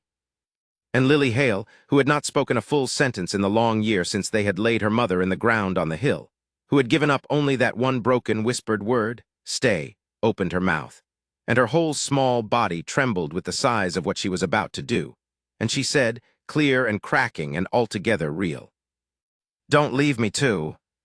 The trunk lid slipped from Ellen's fingers, and she was on her knees on the cold floor, and the child was in her arms, the doll crushed between them, and Ellen was breaking, finally and completely, all the practiced steadiness gone to pieces. She pressed her face into Lily's hair and felt the small hands fist in her collar and hold on the way the drowning hold on, and she could not have gone now, could not have taken a single step toward that door, not for $200 nor 2,000, not to spare herself, not even to spare them. "No," she wept into the child's hair, rocking her. "No, no, I won't, I'm here, God forgive me, I'm here." And the packed trunk sat open and forgotten in the dark, and outside on the black hill the wind moved through the grass over a young mother's grave, and the ground that had given way beneath them all had just found something to stand on after all. Chapter 8, The Darkest Night. The lamp guttered low on the kitchen table. When Josiah finally spoke the words Ellen had been dreading since the black carriage first came up the road. "The hearing's set," he said. He did not look at her. He turned his hat in his hands, around and around, the way a man does when his hands need something to do so the rest of him won't come apart. 3 days out, Charles rode by the courthouse himself to fix the date. Ellen stood at the stove with a dish towel knotted in her fingers. Behind her, the stew had gone cold in the pot. Neither of them had eaten. Upstairs, the children slept, or pretended to. The house was very quiet, the kind of quiet that listens. "Then we go to the hearing," she said, keeping her voice even, "and we tell the judge the truth. That these children are loved, that they are healing. Anyone with eyes could." "Ellen," he said her name gently, and that gentleness frightened her more than shouting would have. "They've made it about you." She set the towel down. "About me." The unwed woman under a widower's roof, the nobody who answered an advertisement. His jaw worked. "Margaret's got half the town whispering it already, and Charles has got the law to hang the whisper on. He says any judge in the territory would call this house a scandal so long as you're in it." Josiah looked up at last, and his gray eyes were wretched. "He says if you were gone, the fitness question dies. A grieving father raising his own blood that they can't touch. It's you they've built the whole thing to reach." The fire popped. Somewhere out past the barn a coyote called and was answered. "So," Ellen said, and was surprised her voice held, "you want me to go?" "I don't want anything." The words came rough, torn out of him. "God help me, I don't want a single part of this, but if you standing here loses me those children, if my keeping you costs Sam and Lily their home." He stopped. He couldn't finish it. He didn't have to. She understood. That was the cruelest part. She understood him entirely. He was a father before he was anything else, and a father chooses his children always over his own wanting. She had come west precisely because a man like this existed, a man who would put those two small people above every other thing in the world. She had loved him a little for it before she had let herself love him at all. And now that same iron in him was turned against her, and it was right, and it was unbearable. "I'll go at first light," she said. She watched the relief and the ruin fight across his face and cancel each other out, so that he only looked emptied. "Ellen." "Don't," she picked the towel back up because if her hands were still she would fall down. "Don't make it kind, Josiah. Kindness will undo me and I need to not be undone right now. You've got children to keep. I understand that. I've always understood that. That was the bargain." She managed something that was nearly a smile. "Affection not required, you wrote it plain." He flinched as though she'd struck him. He came around the table one step, his hand half raised, and for a moment she thought he might actually reach for her, and she did not know what she would do if he did, whether she would break toward him or away. But he only stopped, his hand fell. "You've done more for them," he said hoarsely, "than I had any right to ask of a stranger." "Yes," she said. "Well, I'm good at being a stranger. I've had a lifetime of practice." She went to her narrow room off the kitchen and shut the door, and only then, with the latch cold under her palm, did she let the tears come, silently, the way Lily cried, so no one in the house would hear a sound. She did not sleep. She folded her 2 good dresses into the worn trunk she had carried across a continent, and it seemed a bitter thing that everything she owned still fit inside it, that 7 months in this house had not made her one whit heavier in the world's ledger. On the pillow she left the little wooden horse Sam had carved her badly, secretly, shoving it into her hands one evening without a word, and stomping off before she could thank him. She could not take it. It would break her worse than leaving. The wind came up around midnight. She heard it lean against the house and find the loose shingle over the porch and worry it. By the time the first fat drop struck the window, the storm had teeth, and Ellen lay in the dark listening to it and thinking that at least the weather understood her. It was Hattie's voice that broke the night open, the housekeeper's, sharp with a fear that cut straight through the wind. "Josiah, Josiah, the children, they're gone. Both their beds are cold, the back door standing open." Ellen was up and into the kitchen before she had decided to move. Josiah came down the stairs 3 at a time, half-dressed, and the look on his face was a thing she would never forget, the look of a man watching the ground open a second time under the same feet. "Sam," he said it like a curse and a prayer. "He heard us. He must have heard every word." On the table, weighted under the salt cellar, was a page torn from Sam's copybook, the letters gouged deep and furious. Ellen read it over Josiah's shoulder and her heart stopped. "We are going somewhere. No one can split us up. Don't come after us. She is our mother and you are giving her away, so we are leaving too." "The grave," Ellen breathed. "The hill, he'd take Lily to their mother."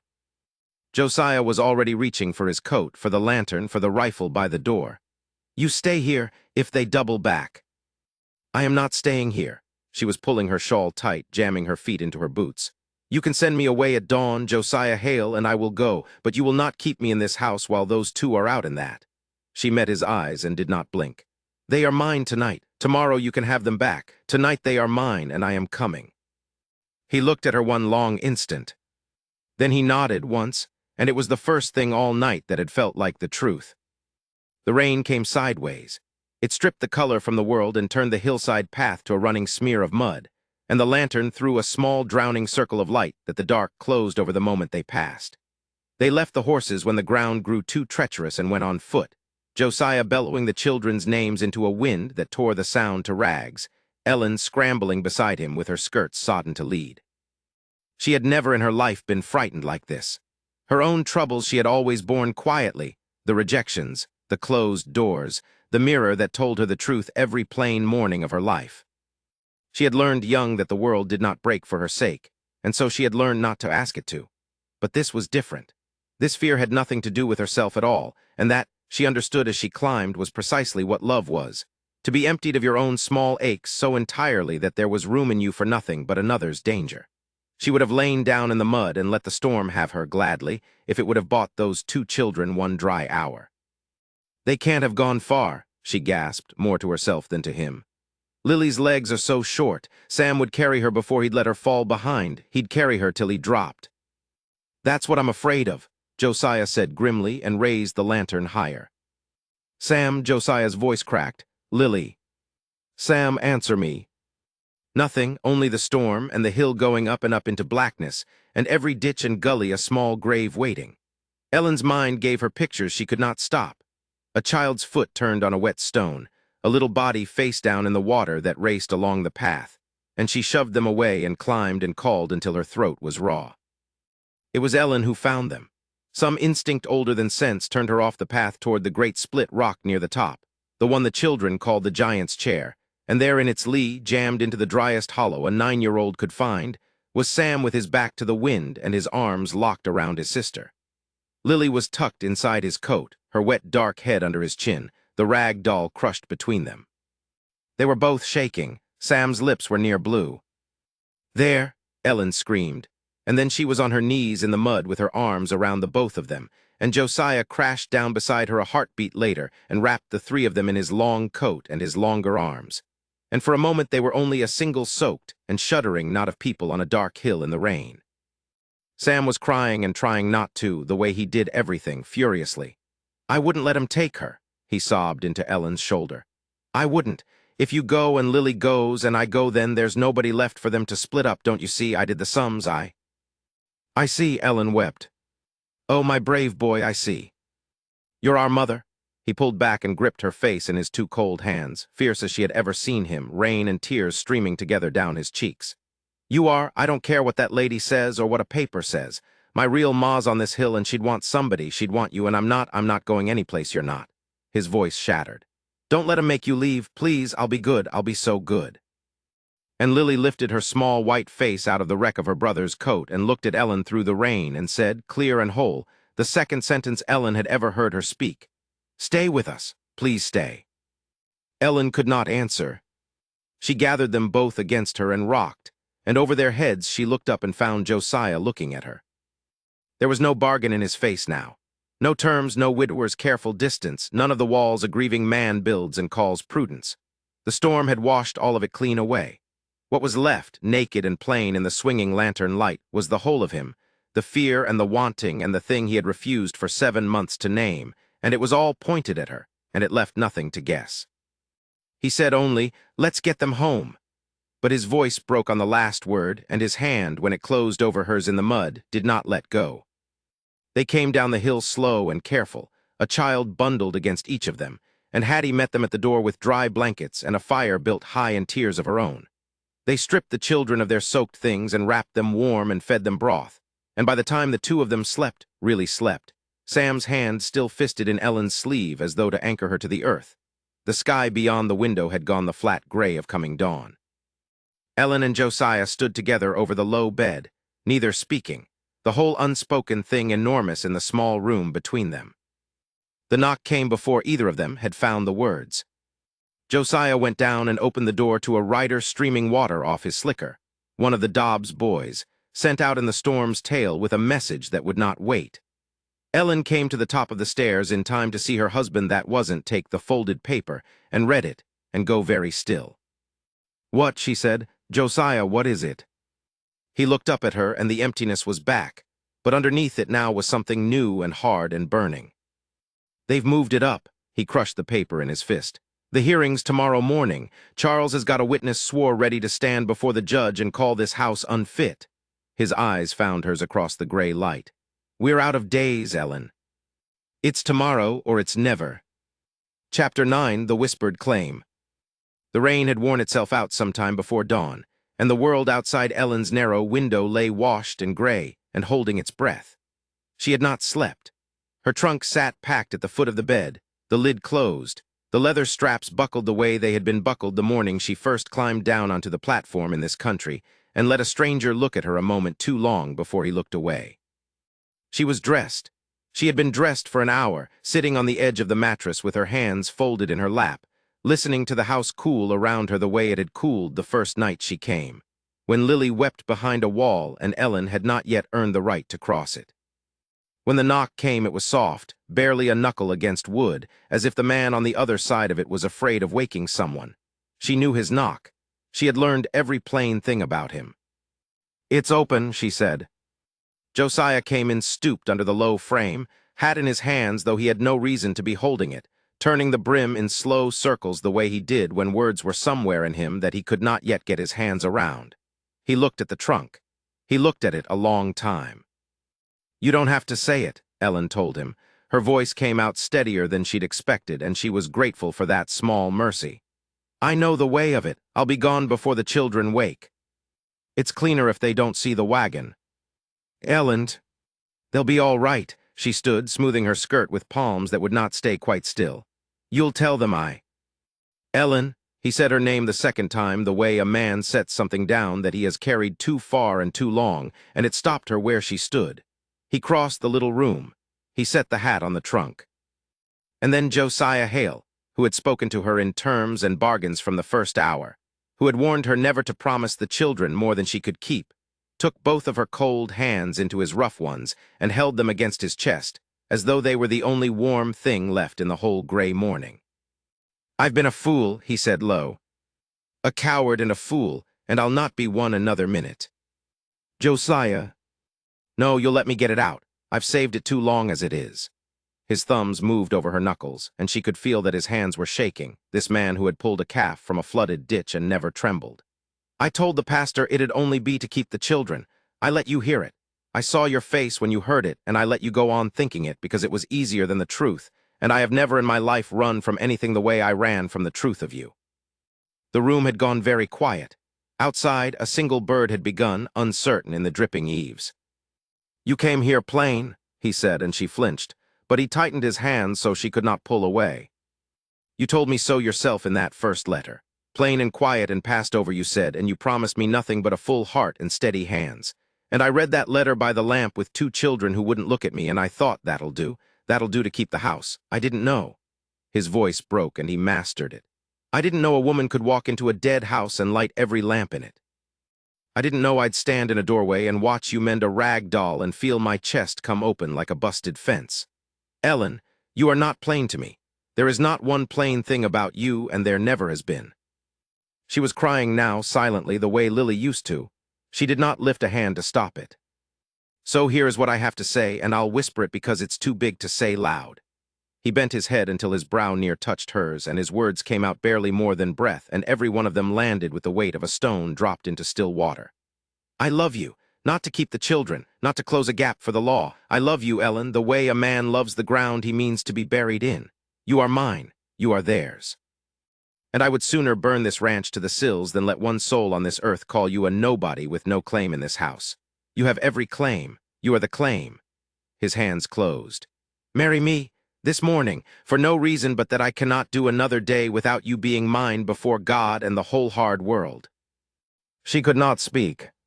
She had waited 27 years for a single person to want her and not send her back, and now the wanting had come all at once like a river through a broken dam, and it drowned her voice entirely. So she did the only thing she could. She turned her face up and she pressed her wet cheek to his jaw, and she nodded, and he made a sound in his chest that was half a laugh and half a sob, and gathered her in against him so hard she felt his heart going like a hammer. "Yes," she finally managed. "Yes, Josiah, yes." They married at first light on the porch, because there was no time for anything grander, and because the porch was where they had done all their truest talking. Pastor Dobbs came out from town with his coat buttoned wrong and his Bible under his arm, roused before his own breakfast, and Hattie the housekeeper stood by the rail with her apron pressed to her mouth. The sky in the east had gone the pale gold of the inside of a shell. Josiah had woken the children himself. He came out leading them by the hand, Sam scrubbed and solemn in his father's old Sunday collar, Lily in her nightgown with a shawl over it, and the mendied doll clutched under her arm. When Sam understood what was happening, when he saw Ellen standing in her one good dress with her hair down and the pastor opening his book, his fierce, guarded face crumpled and then blazed, and he came and stood at his father's side without being told, a boy of 9 appointing himself a man. "Who gives this woman her place in this family?" the pastor asked, because Josiah had told him what to say. Sam's chin came up. "I do," he said, clear as a struck bell. "Me and Lily, she's ours." And Lily, who had not spoken above a whisper in a year, who had said only stay, and don't leave me too. Lily tugged at Ellen's skirt until Ellen bent down to her. And into the hush the child said in a small, true voice that carried all the way to the barn, "Stay now. Say it, Papa. Say she stays." "She stays," Josiah said. He was looking at Ellen and not the pastor. "Forever and past it. She stays." They said their vows into the gold light with the children between them, And when the pastor said the last of it and told Josiah he might, Josiah cupped Ellen's plain face in both his broad hands as if it were the finest thing ever made and kissed her slow and sure. And Sam whooped, and Lily laughed out loud, a sound none of them had heard from her, ever, and belonging was made law and made love in the very same breath. The hearing was called for 9 o'clock in the back room of the church, the nearest thing the town had to a court, with a circuit judge behind a plank table and half the county crowded onto the benches. Margaret Ashford arrived in gray silk with Charles at her elbow, and she did not so much as glance at the wedding band on Ellen's finger. "The point of law is unchanged by a hasty ceremony," Charles said smoothly, laying his papers before the judge. He spread the guardianship provision like a winning hand, the late mother's signature, the Ashford family's ancient claim, the fitness of a rough rancher and a woman who until 3 hours ago had been a stranger sleeping under his roof unwed. He had a witness, a sour-faced man from town, ready to swear the house a scandal. For a long while it went their way. Ellen felt the tide of it in the room, cold around her ankles, rising. She held Sam's hand on one side and Lily's on the other, and did not let them see her afraid. Then the turn came, as turns do, from the quiet corners. Pastor Dobbs stood and told the judge plainly of a silent child who now laughed, of a boy who had come back to his father, of a house that had been a tomb and was a home. Hattie stood next, and her hands were not empty. She had kept something a year, she said, not knowing why, only that she couldn't burn it. A letter. The late Mrs. Hale's own hand, written in her last illness, and Hattie had promised herself she'd give it up only if ever it was needed. It was needed now. The judge read it aloud. In it a dying mother begged that her children be raised in love and never, under any circumstance, be given over to the aunt who had cast her off for marrying a poor man, that the provision she'd signed as a girl had been got from her by pressure and threat, and she disavowed it with her whole failing heart. "Let my children be raised by someone who wants them," she had written, "not by someone who wants to own them." The room had gone still as church. Margaret Ashford's face did not move, but something behind it did. "The provision appears to have been coerced," the judge said slowly, "and is disavowed by the signatory herself." He set the paper down. Then he looked for the first time at the 2 children on the front bench. "The court will hear from them, son. Where is it you wish to live?" Sam stood. He did not look at the Ashfords nor at the judge. He crossed the plank floor to where Ellen sat, and he took her hand in both of his, and he faced the whole crowded room, and he said, in a voice that did not shake at all, "With our mothers." A murmur ran the benches, and Lily slid down from the bench and padded across the floor and stood against Ellen's knee, and into the waiting silence she said the word she had not said in a year, said it aloud, said it plain, said it so the judge and the aunt and the whole hard world could hear. "Mama." Ellen put her arms around both her children and could not see for weeping. The Ashfords' claim collapsed like a rotten rail. The judge spoke, but Ellen scarcely heard the ruling, only the shape of it, that the children remained where love had made them whole. Charles gathered his useless papers. Margaret Ashford rose in her gray silk, and at the door she paused and turned and looked at Ellen a long, strange moment, and something in that cold face gave way, some old grief for a niece she had thrown off and could never now make right. She inclined her head the barest fraction and went out. Josiah stood in the aisle of that little room with his family gathered under his arm, and when the neighbors pressed round he did not say much, because he never did. But the judge, still seated, asked him mildly whether he had anything to add for the record. Josiah looked down at Ellen, at the plain, gentle face he had once thought only useful, that he now knew to be the whole of his heart. He did not whisper it this time. He said it so the record would hold it, so the town would carry it, so no lawyer or deed or decree would ever raise the question again. "This family is mine," he said, "and she is its heart." And the law, which bows in the end to the word of a man who means it, bowed. Chapter 10, The Family That Chose.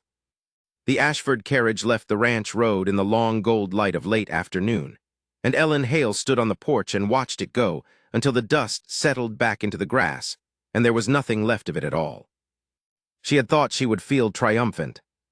Instead, she felt only a great, loosening quiet, the way a room feels when a held breath is finally let go. Josiah came to stand beside her, and his hand found the small of her back the way it had at the town social, easy now, as though it had always belonged there. "They won't come back," he said. "No," Ellen agreed, "I don't think they will." At the last, before the carriage door closed on her, Margaret Ashford had turned. Ellen had braced for one more cold word, one more thing sharpened to draw blood. But the old woman had only looked at her, really looked, in a way she had not done once in all the days of her campaign, and something behind the granite of her face had shifted and cracked. She had seen Sam's hand in Ellen's. She had heard the judge read her dead niece's letter aloud in that crowded courtroom, the words of a daughter she had cast off long ago and never forgiven and never, it turned out, stopped grieving. Let them be raised in love. That is all I ask, and it is everything. You have done, Margaret had said, and stopped and started again. You have done better by them than I would have. I did not think a woman like you could. Then, more quietly, so quietly Ellen almost lost it under the creak of the carriage springs. I hope you will let them know their mother was loved once too, before the money got hold of her, before I let it. It was not an apology. It was too proud and too late for that. But it was the truth, and Ellen had nodded and taken it as what it was. She wasn't all stone, Ellen said now, watching the empty road. No, Josiah said. He was quiet a moment. Grief does queer things to people, makes some folks hard so they won't have to be soft where it hurts. His arm came around her. I know a little about that. She leaned into him. Above them, from the open window, came a sound that a month ago would have stopped her heart to hear in that silent house, Lily chattering. A stream of it, bright and unbroken, to the rag doll and to Hattie and to anyone who would listen. 5 years of held-back words spilling all at once now that the wall was down. She hasn't stopped talking since the courthouse, Josiah said, and Ellen heard the wonder in it, and under the wonder the ache of a father who had spent a year afraid his daughter's voice was gone for good. She has a great deal to say, Ellen said. She's only been saving it. That evening the town began to arrive, in ones and twos and whole wagon loads, the way a frontier town does when it has decided something is worth celebrating. Pastor Dobbs came first, still in his courthouse coat, and pressed Ellen's hand in both of his, and said he had never in 40 years of preaching seen a thing turn so quick from grief to gladness. Hattie the housekeeper had cried straight through the hearing, and was still red about the eyes, and would not stop feeding people.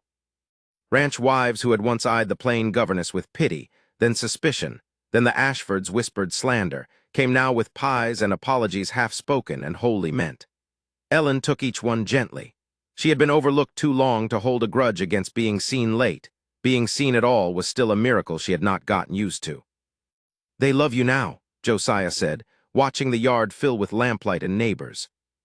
They love the children, Ellen said. I only came along with them. No, he said in the flat certain way he had when a thing was settled in him past arguing. They love you. Took them a while, same as it took me. Plain folk are slow, Ellen. We get there. They walked up the hill together that Sunday, the 4 of them, to where the first Mrs. Hale lay under a plain stone with the grass grown green over it. Ellen had wondered in the early weeks whether she would ever be let near this place. It was the children's holy ground and their wound both, and she had known better than to trespass on it uninvited. But it was Sam who had said over breakfast, in the offhand way boys said the things that mattered most to them. We should show Ma the grave. She keeps it nice, but she doesn't know which flowers Mama liked. Ma, he said it without flinching now. He had said it in the courtroom, before the judge and the whole town, his hand in hers with our mother. And having said it once out loud where it could not be taken back, he seemed to have decided the word was simply his to use, and used it freely, and Ellen felt the small, warm shock of it every single time. At the graveside, Lily crouched and laid down a fistful of wild larkspur, blue as her mother's eyes had been, so Sam said. Those ones, she informed Ellen seriously. Not the yellow. Mama said the yellow ones were weeds pretending. Then we'll pull the yellow and plant the blue, Ellen said. All along here so it's blue every summer. Lily considered this and found it acceptable and slipped her hand into Ellen's. Josiah crouched by the stone and pulled a few strands of creeping grass from its base, and for a while none of them spoke. Ellen watched him and understood that she was not being asked to replace the woman in this ground. She was being asked to help tend her, to keep her, gently, the way you kept a lamp lit in a window, not to hold the past hostage, but so the children would always know the way back to it if they needed to find it. She'd have liked you, Sam said suddenly, gruffly, not looking at anyone. Mama, she liked people who stayed. Ellen's throat closed. I mean to stay, she said when she could. I mean to stay a very long time. I know, Sam said. You proved it. And that, from the boy who had set traps for her and told her she was not his ma and screamed that she would leave like everyone left. That was the whole of his heart handed over, and Ellen knew better than to make a fuss of it. She only rested her hand on his shoulder once, and he let her, and that was enough. They walked back down the hill in the sun, and behind them the blue flowers nodded over the grave, and the house at the bottom of the hill had smoke rising from its chimney, and every one of its curtains thrown open to the light. The days settled into something Ellen had stopped letting herself dream of, back in the gray boarding house where she had been too plain to bother with. There was noise now, Lord, there was noise. Lily's endless narration and Sam's boots on the stairs and the dog barking at the chickens and Hattie singing flat in the kitchen, and threaded through all of it, the low, easy rumble of Josiah's voice. A man who had once measured out his words like they cost him money, now laughing, actually laughing, at his daughter's opinions on the moral character of yellow flowers. Ellen learned to ride badly, with Sam bawling instructions from the fence and Josiah's steadying hand at the bridle. She learned which floorboard sang so she could step over it when she carried Lily up to bed asleep. She sang the bedtime song every night, and every night now Lily sang it back to her, all the words out loud. And she and Josiah, who had begun as a bargain struck in a letter and a wagon seat list of terms, learned each other slowly and completely, the way you learn a house you mean to die in. There were no more terms between them. He had burned all that on the porch at first light on their wedding day, taking her hands and whispering the thing he had been too afraid and too foolish to say, that he loved her, that he had loved her for weeks, and called it something else because love was one more thing grief had taught him to be afraid of losing. She had married him believing it. She believed it more each day. He looked at her now the way she had once, long ago, given up hoping any man would look at her. Not past her, not through her toward a prettier girl behind. At asterisk her, steady and sure and warm, like she was not plain at all, like she was the whole of the sky. "You're staring," she told him one evening, flushing at the wash basin. "I am," he agreed, unrepentant, and did not stop. It was on such an evening, near the end of that first full summer, that Ellen found herself alone a moment on the porch in the blue dusk. The children were chasing fireflies in the yard, Lily shrieking with laughter, Sam pretending he was too old for it and catching more than anyone. Their voices rose up sweet into the darkening air.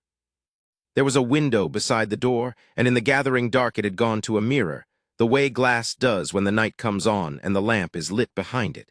Ellen caught her own reflection there and stopped. She remembered another mirror, and another woman in it, thin-faced and gray and folding herself smaller and smaller, a rejection letter in her lap, whispering the cruel word the world had taught her. Plain, too plain to love, too plain to bother with. She remembered how she had believed it all the way down to the floor of herself. How she had boarded the train west not for love, she had told herself she knew better than to want that, but only to be needed by someone who would not send her back. She looked at the woman in the glass now. Same plain face, same quiet eyes, but there was a child's laughter ringing behind her and a wedding band warm on her hand and a whole life lit up gold in the window, and the woman looking back at her was not plain at all. The woman looking back at her was loved. It had rewritten every line of her without changing a single one. For the first time in her life, Ellen Hale looked at her own reflection and did not flinch away from it. She smiled at it, the way you smile at a friend you are glad to see. The screen door opened behind her.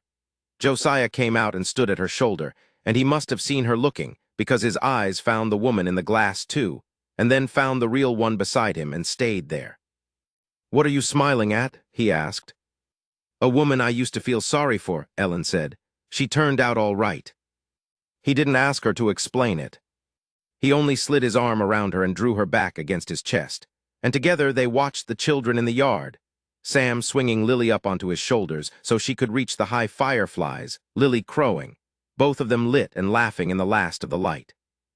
"Look at that," Josiah murmured. "You did that noise, that was silence when you came." "We did it," Ellen said, "all four of us." She felt him nod against her hair. And then he bent his head close, the way he had that morning on the porch when he'd made his claim before God and the pastor and his children. And he said it again, soft and low, and only for her. The words that had made her his and made her theirs, the words that had turned a bargain into a home and a plain, overlooked woman into the whole heart of a family. "This family is mine," he whispered, "and you are its heart, you always were, it only took me a while to say so." Out in the yard, Lily called out, "Ma, look how high." And Ellen turned in the circle of her husband's arms toward the sound of her name, her true name, the one she had crossed a whole country to earn. And for the first time in her whole long overlooked life, she did not doubt for one moment that she belonged. She belonged, she was wanted, she was home. And she understood now, from the very first tremulous letter. She had simply had to come all this way, and love these three difficult, grieving, glorious people through fire and law and storm, to finally, wholly believe it. Coming, she called back to her daughter, laughing, already going down the steps into the warm dark and the fireflies and the rest of her life. I'm coming, show me.